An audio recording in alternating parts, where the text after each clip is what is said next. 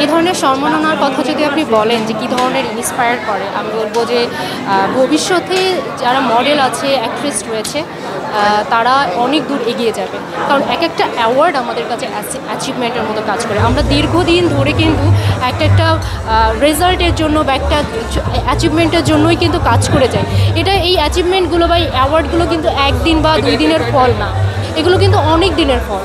তো একটা কাজ অনেক দিন ধরে করতে করতে একটা জায়গায় অনেক দিন ধরে লেগে থাকার পরে যখন একটা অ্যাওয়ার্ড আমরা পাই, তখন আমাদের কাছে মনে হয় যে আমরা সার্থক। এতগুলো মানুষের সামনে কথা বলা, অ্যাওয়ার্ড পাওয়া, এত বিউটিফুল গর্জিয়াস একটা শো পাওয়া, এগুলো আসলে অনেক বেশি আমাদেরকে ভবিষ্যতে সামনের দিকে এগিয়ে নিয়ে যেতে সাহায্য করে।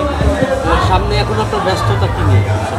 আমার এখন ব্যস্ততা হচ্ছে আমি ব্র্যাক ইউনিভার্সিটিতে পড়ছি। আমার পড়াশোনা, সেমিস্টার, এই ফাইনাল, মিড, এইগুলো নিয়ে বিজি থাকা হয়। আর হচ্ছে জিমে আমার পড়াশোনার ফাঁকে আমি যেটা করি সেটা হচ্ছে যে আমার একটা জিম আছে, ওয়ার্কআউট, লাইফস্টাইল, ফটোশ্যুট, পেয়ার, এগুলো নিয়ে আমি বেসিক্যালি ব্যস্ত থাকি। ঠিক আছে, কোনটা?